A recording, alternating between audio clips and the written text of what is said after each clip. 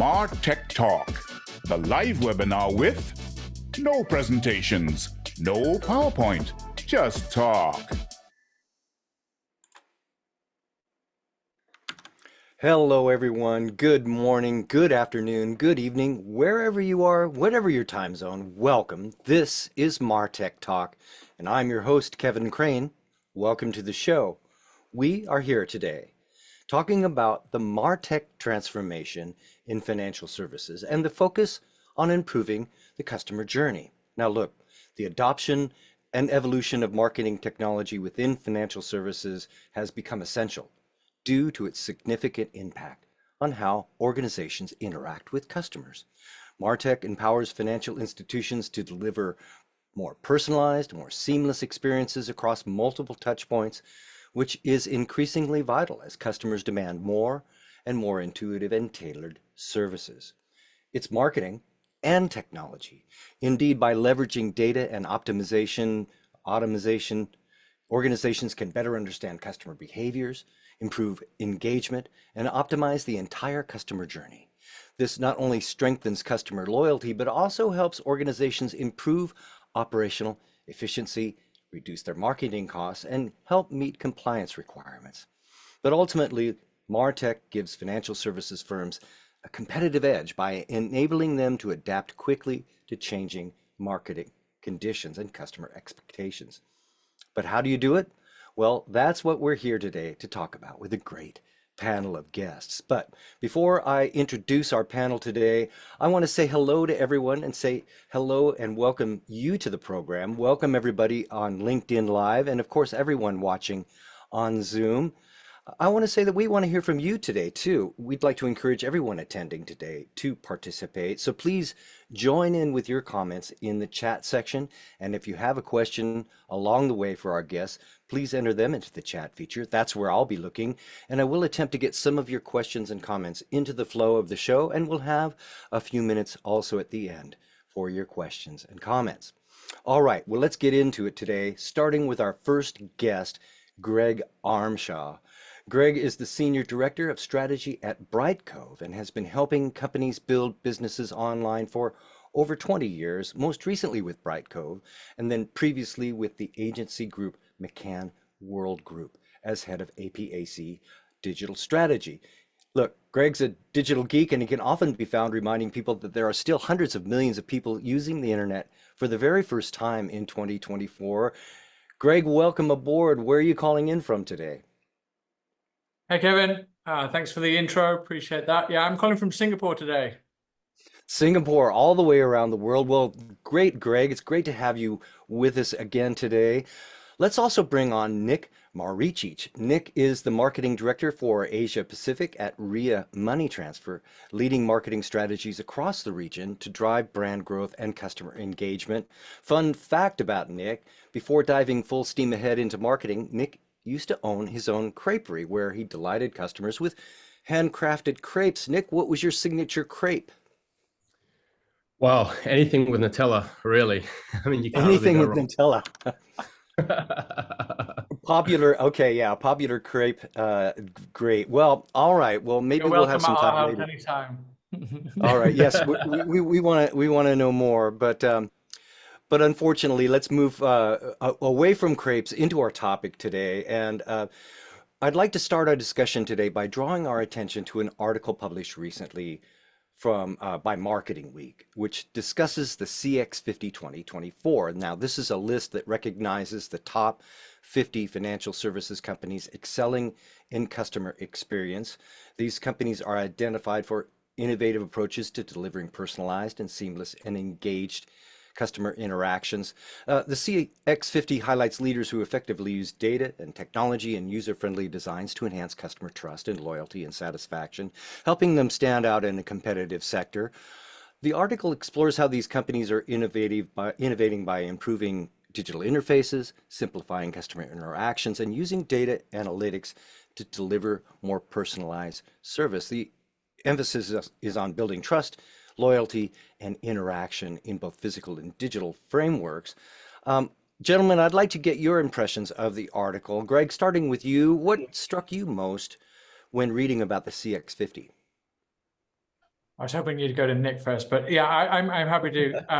I think trust is without a doubt, for the organizations that we work with, important. And the reason I wanted you to speak to Nick first is, I think companies like Ria Market Transfer, obviously, the banks and the traditional financial organizations kind of dropped the ball on that over a period of time. I think they're getting better, but I think the whole fintech, I don't know whether it's still called that, but that kind of, the new digital first organizations, took advantage of that and had a more personal approach, which, gave guarantees around trust. So I think that whole category would not have been opened up if the traditional financial organizations had built a position of trust and kept that over a long period of time.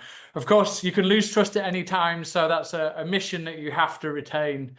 One thing there's a quote, and it probably needs expanding on. I won't criticize it, but it talks about no point in building advertising-led brands anymore. I think that probably is, there's a bit of a quote there which is missing. I think advertising still has its place, clearly, but if you build a destination in your assets and in your owned assets that is robust, and some agencies like to call it become the wiki of your brand with the content that's on your site and your owned assets, then look, there's no harm in investing some money in search and some other potentially some display to drag people in to experience that, because with the internet now, there is obviously an overwhelming level of choice and where people spend their time. So you need to encourage them to attend.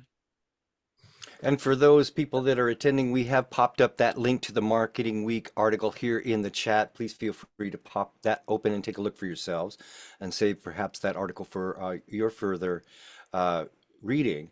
Now, Nick, as you were reading the article, were there any aspects of improving the customer journey that you feel the article missed that we should be also considering?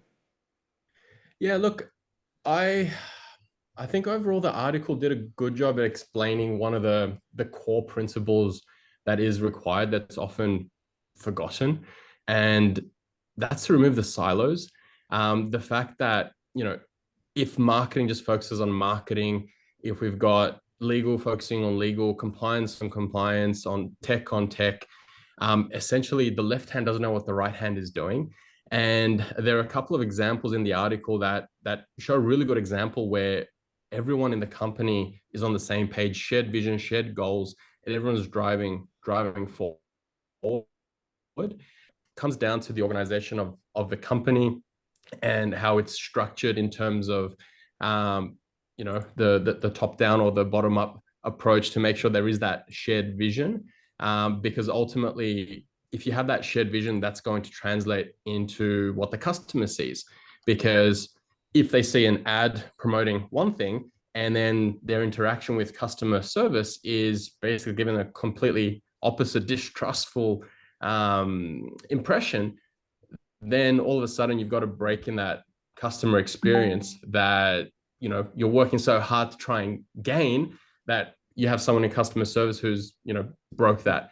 And just to touch as well on what Greg mentioned with regards to the advertising, I mean, the way that I look at the customer experience as a whole, the customer journey, is it starts from the first time the customer sees that ad, or the prospective person sees that ad, where you're having to educate them about who you are before they take the leap and use your service. And then ultimately you try and keep them as a loyal customer coming back over and over again. But I think everything has its place. And what this article does is illustrates from the ground up what you need. And that's a cohesive organization where everyone's on the same bus, driving in the same direction, because ultimately the customer will feel that. Well, that's a super important point, Nick. And I was emphasizing marketing and technology in my introduction, but there's really a third element. You're talking about the organization. And if we're really talking about omni-channel communications, it's really omni-channel within the organization is what you're saying. Is that about right?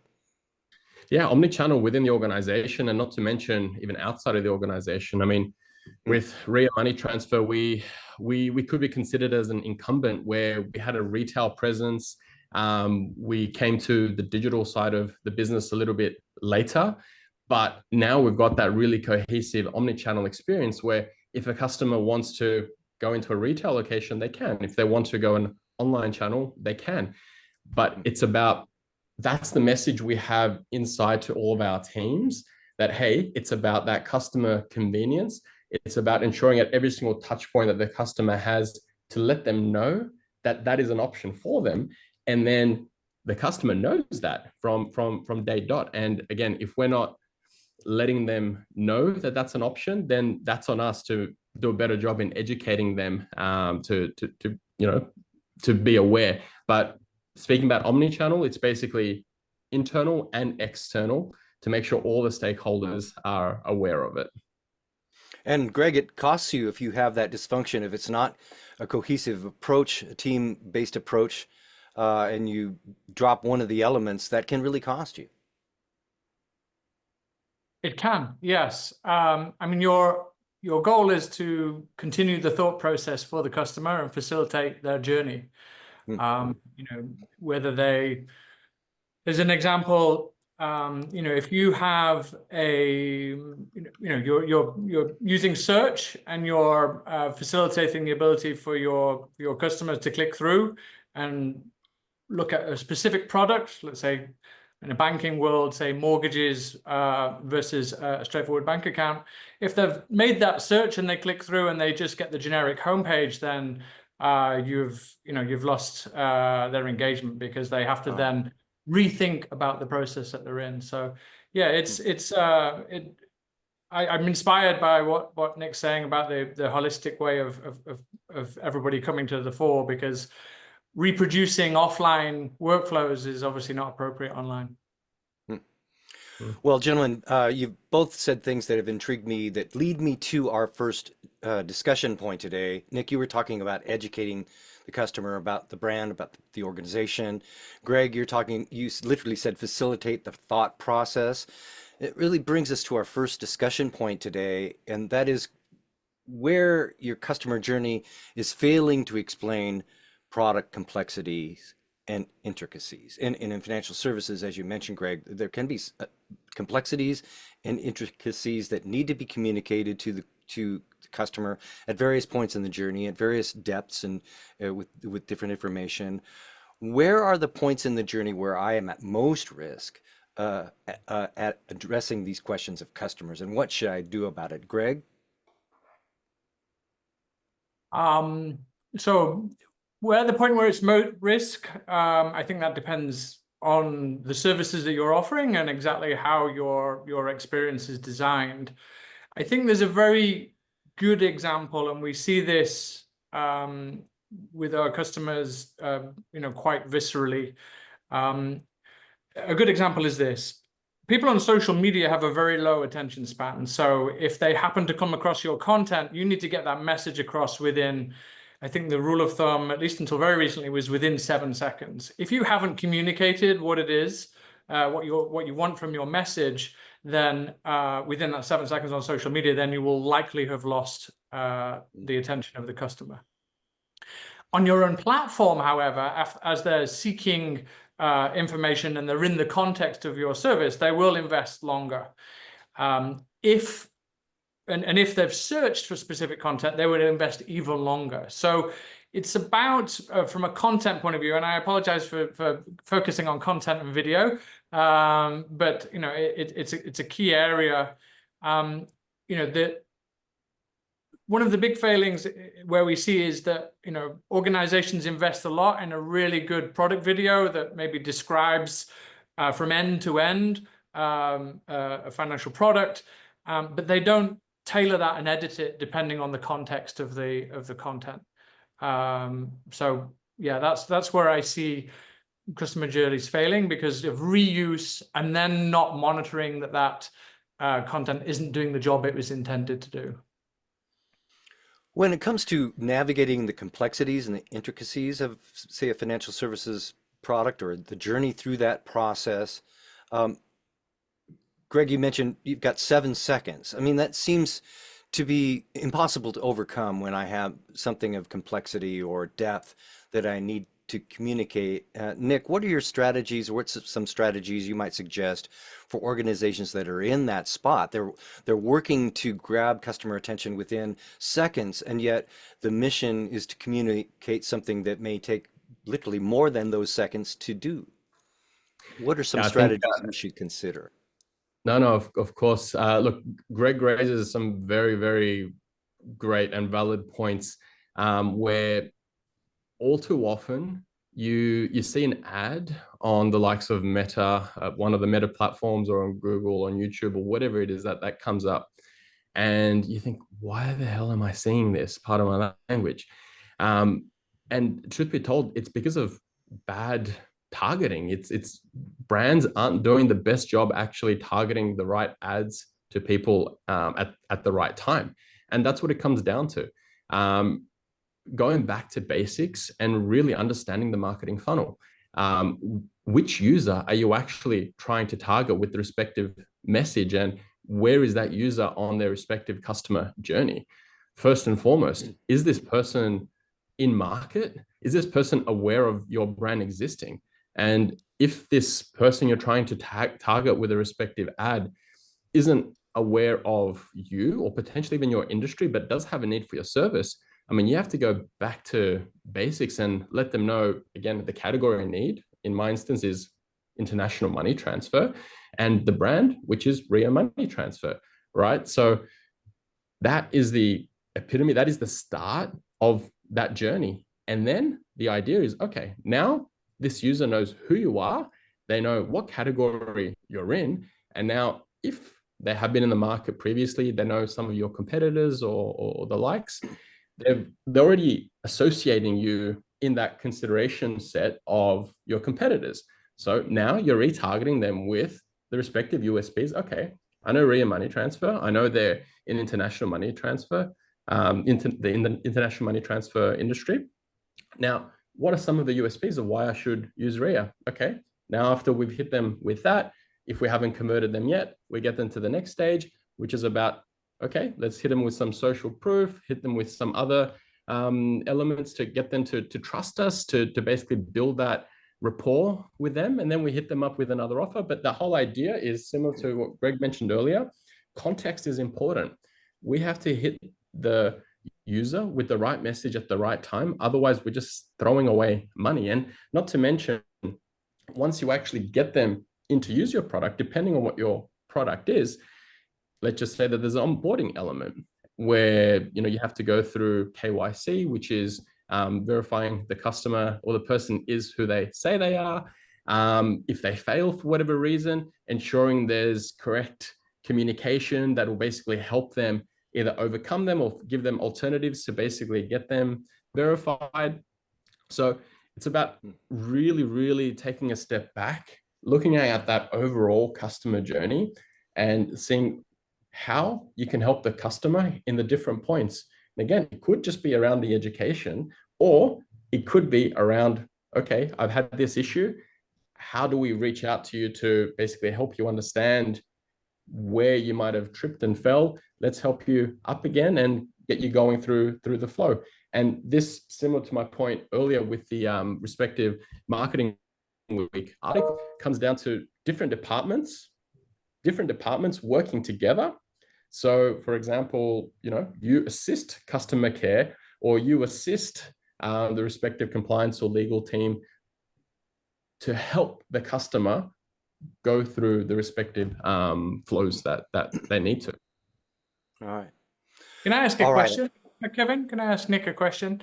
So I suppose on e-commerce, which I know is not what we're talking about here, but I know the metrics around e-commerce, especially on apps, etc., would be around how long you can keep the customer. So session time would be a key metric for the designers. I suppose with something like RIA money transfer, you might actually have a goal to keep that as short as possible. Because if somebody's in and out and doing the job that they want to do, then you've been successful, and hopefully they've had a successful transaction and it's taken a very short amount of time. Is that right? I was just thinking about it during this conversation, but is that correct? Yeah. No, 100%. I mean, it comes down to different elements. I mean, you've got the shortest time to actually onboard the customer first and foremost. And then you've got, to actually process their first transaction, because the first transaction is the first time they're entering the receiver's details. And then you've got to also understand from a repeat transfer perspective, is it as simple as clicking a button and paying for the transfer to repeat a transfer? So again, it's about making life as easy as possible for the customer. So yeah, they can basically use you, I guess, when they need, for as little as they need. So to your point, very opposite to e-com or social media or streaming platforms in particular. Yeah, interesting. All right. So the content side of things, you're looking at trying your best not to get in the way of the customer, but being exactly. Looking. Exactly. And to add an extra layer of complexity there, again, we've got our retail footprint still quite large worldwide, with over close to 600,000 locations. So you can imagine we basically have to translate all of this to the face-to-face side of things as well, to make sure that when a customer goes to one of our locations, to make the transaction or the process as seamless as possible, so that they go in, send their money, and go out as quickly as possible. All right, we are going to need to move on, but before we do, I just want to, I'm curious, what are some of the MarTech tools that can help us with this, where our current journey is failing to explain product complexities and intricacies? And indeed, we have a question from Mahelma Smith. Mahelma, I hope I'm saying your name correctly. Thank you for your question today.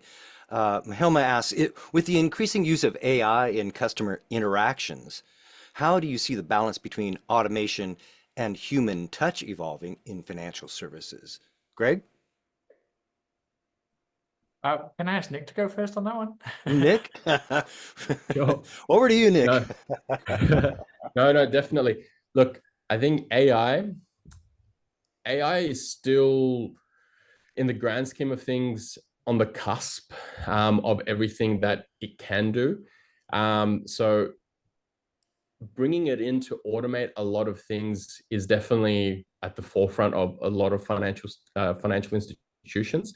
But at the same time, we also have to be very cautious with what we do to automate things, because as you can imagine, there could be a lot of false positives with certain transactions, that if you don't bring that human touch into it to overlook these things, you just could be flagging all these unfortunate customers who are falling in the trap.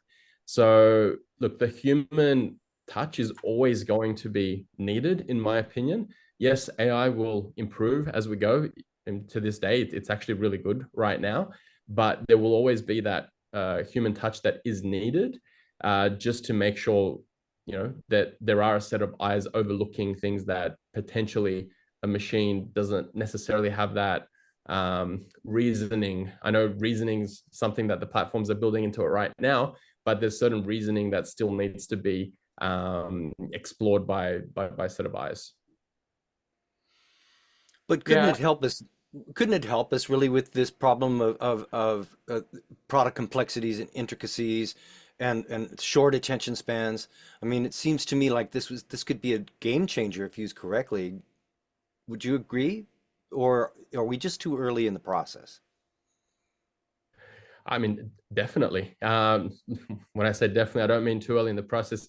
There are elements now, like for example, from a marketing standpoint, with regards to design, with regards to automating the creation of certain tasks for campaigns, for helping with things as simple as headlines. It's there, and it's there to stay, and it's only going to improve. But aside from that, I still am a big believer that there is a requirement of an individual to control the AI, just to make sure that there is still that human touch to it. Now, this isn't to say that a human being can generate better things than AI or vice versa, but it's just to add that element of control, because hey, who are we to say that there isn't a glitch in the system that completely stuffs something up, but you've got you've got AI creating an ad, including the headlines, including the ad spend, whatever it is, and it just automatically uploads to an ad platform and runs it. And all of a sudden, everyone's wondering what happened, because the headline is promoting a competitor or saying something that it shouldn't. So there's always going to be that need to just oversee it, but it will improve over time. Okay. All right. We Yeah, are I here agree. today. Oh, Oops, go excuse me, Greg, go ahead. Can Yes. I jump in? Yeah, so definitely agree on that. They're definitely, I think a human being needs to be the last review point as far as the output of the AI. I don't think you can really put an AI that isn't heavily managed direct in front of the customer now. What we are seeing though, is especially on the side of video, the cost of creation dropping massively, and what we used to call when I was on the agency side, called transcreation. So you produce in one language or multiple languages, and then being able to reproduce that same content in multiple languages is getting a lot more efficient, and therefore reducing a lot of costs. So we see that as a big saving. But also, I think you alluded to it, Kevin, the creation of the scripts, etc., and being able to maybe think with a different way of articulating complexity and the answer to complexity by getting these AI engines to regurgitate in different styles, for example. We are here today with Greg Armshaw and Nick Marichich. We're talking about MarTech transformation in financial services and improving the customer journey. If you'd like to pose a question to our panel today, please put that into the chat feature. I will be watching over there for your comments and questions, and we will have some time here later on in the program. Gentlemen, I'd like to move to my next area of inquiry, and that is the use of video at key points, key touch points in the customer journey, and what are some best practices we should be considering using video. And Greg, you mentioned just briefly AI in video creation. This is an area that is really evolving quickly before our eyes, with tools being developed by Amazon and others that really remove barriers for some organizations and some regions to use AI more effectively, and also reduce the cost of it. And as you mentioned, expand into languages and dialects that really would have been impossible to do previously. Greg, tell us a little bit more about where you see this evolution today and where it's heading in the near future. Yeah, it's very exciting. As a company, we are spending quite a bit of time looking at this as a way to help our different types of customers. We have customers who are looking at internal comms, at marketing, as well as on the media side of things as well. So we actually just last week introduced a number of tools, one of which was a tool that takes longer form content and reproduces that into many different versions, produces a short edit, produces a vertical video from a horizontal video. That's just going into beta with some of the segments of our customer base now. But this wasn't available. This kind of thing was not available, just a few months ago. So it's very exciting to see, especially in an area like, for instance, I'm here in Singapore in Southeast Asia. Many brands, there aren't many regional brands, that those that are tend to be given budgets that are spread across multiple markets. And even depending on how you look at it, there's probably 13 languages just within a couple of hour plane ride that some of those organizations would be looking to address. So that ability for AI creation to lower the costs gives a tremendous opportunity to use the most engaging medium and the best way of communicating complexity, which is video. So we're really excited, me especially as a marketer in a video space, to see how this is going to be adopted, because we see best practice in more Anglophone markets. The US especially sees video practically everywhere in the customer journey. So I expect to see that being adopted as AI has brought that content creation cost down. Nick, what's your take on AI and video creation? Are you seeing it used more and more these days as well? And what kinds of successes have you seen? Yeah, I mean, I'm eagerly following AI in video, especially since the early days of AI in video and some of the weird stuff you'd get when you'd enter some prompts. So it's definitely come a long way. I'm actually one of the avid followers and looking forward to Greg's point earlier with the languages in video. As you can imagine, servicing so many countries and so many different customers from different backgrounds, and some of which don't speak English or a language that we are communicating within our product. How much this will expand how we can actually speak to the customer so that they can actually understand us much better as well. And what I found is, so far, the translation or the tools for translation, the AI tools for translation that works really well is Latin-based languages. But where it's still struggling a little bit is with regards to where you've got the different languages with different scripts. So, for example, Cyrillic or in Hindi as well, where you just can't really translate it properly. So I'm really looking forward to getting that overlaid with video, because that will be a big help to just to reach an additional segment of the user. And what we have is a lot of in the Southeast Asian markets where we have our send markets. We've got a lot of people that move from other South Asian or Southeast Asian countries as well that don't necessarily assimilate to the local culture or local country and learn the respective language. So we need to find ways to communicate with those respective customers or users in a way that is, one, cost effective, and secondly, scalable. And the latter of the two that I just mentioned now is the one that becomes very difficult when you're having to rely on individual people, because firstly and foremost, if that person isn't directly from within your organization, and secondly from within the marketing part of that organization, how do you know the tone of voice is actually translating to your tone of voice in the different language? How do you know that the message you're trying to translate is in fact what you want to be translated? So this is the part where I think the AI element to what Greg described earlier would be a real game changer for us and really help us get to that next stage. Now, we are using tools such as this to date, but I think there's still some inroads to make sure that those languages are translated properly. All right. Well, this leads me directly into my third question, or our third discussion point today, and that's really which video activity is most effective in achieving our goals. What types of video content is best at what points in the customer journey or the funnel, and what are some of the video activities or the strategies that have made the most impact?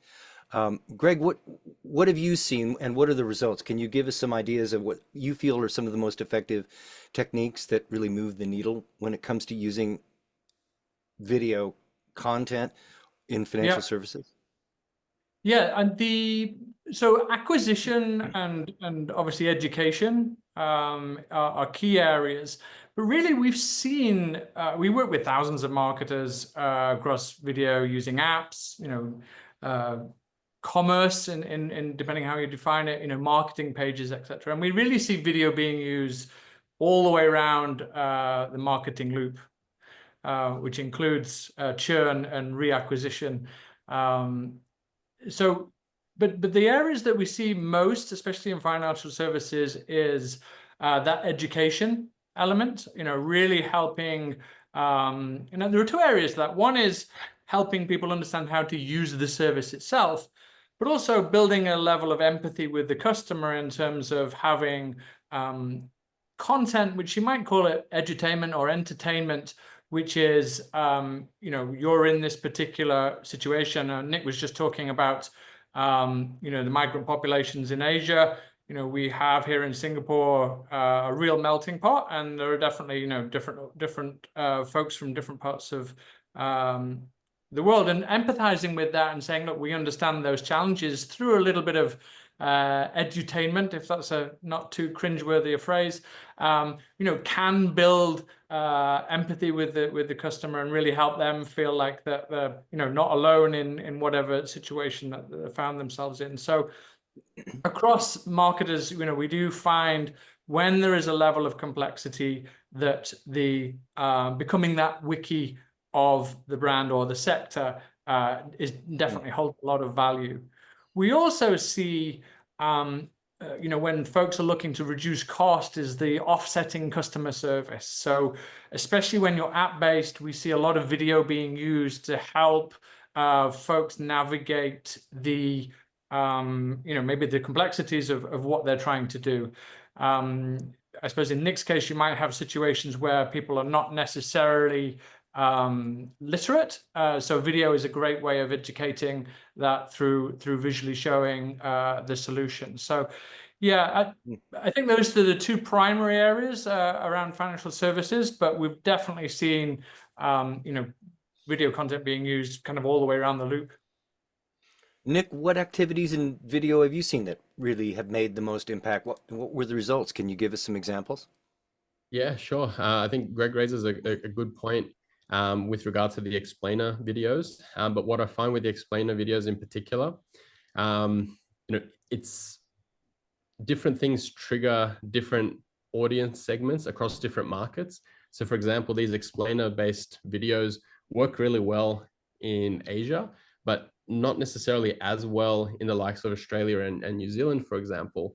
And Why is again, that, do you believe? Look, I think it could come down to the technological education and the fact that you have a lot of, even though Asia is very far forward in the future, when it comes to technology, there are a lot of our customers who aren't necessarily as versed in technology. Yes, they know how to use one of these devices, but that's about it. I mean, we've got some instances where we've got store staff assisting customers through things on their phone, just because they're not as versed. And then to Greg's point earlier, having some of those customers who are also illiterate or aren't able to actually read these things. So what they actually see and do is relative to what they see and what they see people do in this video. So if they see you touching this button or pressing these certain things, then they'll follow your prompts.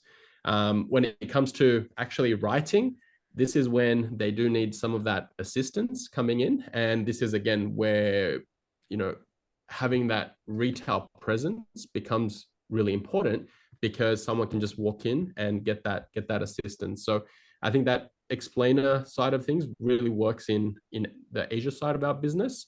Now, what really works for us in the Australia, New Zealand side of things is what I mentioned earlier with regards to that marketing funnel and targeting the right message to the right person at the right time. Now, mind you, it also works in our respective Asian markets as well. But we find relative to the I guess the acquisition costs or the high acquisition costs that you sometimes get in the Western markets, that this funneled approach and targeting the right message at the right time and the retargeting ends up reducing your acquisition costs down the track. So that's the activity that I would say to really focus on, because if you can reduce your costs by educating people throughout their journey, yes, it might be a little bit more expensive to begin with, but down the track, your bottom funnel activity will be much cheaper. All right, we're starting to run out of time, but before we get to the end, I do want to ask, we've been talking a lot about today, but when we think about MarTech and its evolution over the next 2 years, for example, what do you feel are the further enhancements that will impact the customer journey that we should be looking for in the next 24 months, say? Greg, what's your take on the next couple of years and the future of MarTech overall? I'm afraid that AI, those couple of letters are going to have a big impact, and it's almost impossible to predict exactly where that goes. I noticed that with the new version of one of the big AI platforms, that the ability of that platform to code is now at 89th percentile in some of the benchmark coding Indeed. organizations. So, as that improves, we will see the ability to maybe not in financial services because of the level of compliance, etc. But in any case, the ability to adapt and build new services will accelerate. And obviously the cost of making changes, etc., will change as well. But I think we'll see more. There's always been the promise of a dynamic user experience. So, whatever you land on the platform to do, I'm not sure how many products that Nick and Ria Money Transfer have. But if you're a broader financial services platform and you have multiple products, it's a real challenge, everything from insurance to banking, etc. Those organizations have been trying to simplify their digital sites based on the need of the customer, and that's usually a search term. I think that will improve.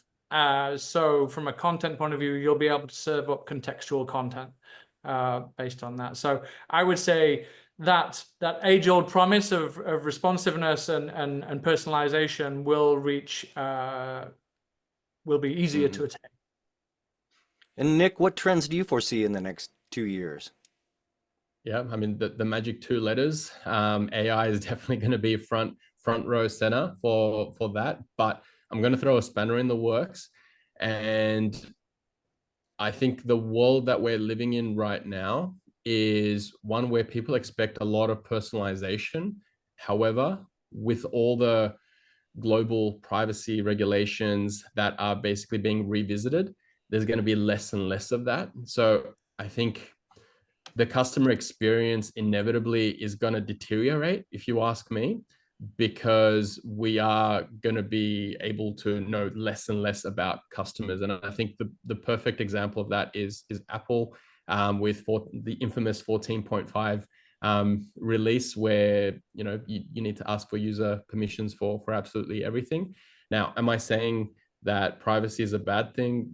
Far from it. It's definitely important front row center. But what I'm saying, that it is going to impact all of us, no matter what country that we're in, especially when it comes to certain service levels of expectation that customers have right now relative to what we may or may not be able to deliver in the future. All right, we are here today with Nick Maricic, Marketing Director at Ria Money Transfer, and Greg Armshaw, Senior Director of Strategy at Bright Cove. Gentlemen, it's been great speaking with you today. We're almost out of time, but before I let you go, I'm wondering if each of you could please provide us with one quick action item that we can use to take advantage of your ideas and advice today. I'd like to start with you, Nick. Do you have an action item for us? Yeah, when it comes to marketing, just make sure every single tactic, everything that you do is interconnected and has a purpose. Don't do something for the sake of doing it. Just make sure it speaks to other tactics that you have going. Thank you, Nick. And Greg, do you have an action item for us today? Yeah, I do. Not surprising, it's around video, and especially for this part of the world. I'm very aware, with many of the marketers that we speak to, that in the kind of responsive and performance marketing world, that video has been out of reach. The ability to produce great video and to transcreate it and to learn from it and then re-edit is going to come very, very quickly at a price point which makes sense for you across multiple markets. So if you're working on a marketing plan for 2025 now, be sure to be thinking about how you can enable video both on your platform and within your acquisition marketing strategy, because it will become more affordable, and I believe that will be hit a sweet spot sometime in 2025. That is Greg Armshaw, also Nick Maricic. Gentlemen, it's been great speaking with you today. Your perspectives and advice were spot on. Thank you so much, and I hope that we get a chance to talk again soon. And to everyone joining us today, thank you too. It was great having you with us. Join us next time on MarTech Talk on October 29th when MarTalk returns. That should be another great discussion. And you can also join us for our sister shows, AI Talk and Digital Transformation Talk. You can find out more about all the shows at business-reporter.co.uk. That's business-reporter.co.uk. And if you can find me on LinkedIn, I'm happy to connect there. Check me out. I'm Kevin Crane. You can also check out my weekly audio podcast, Everyday MBA. But for now, that'll do it for this episode of MarTech Talk. And until next time, I am Kevin Crane. Thanks everyone for watching.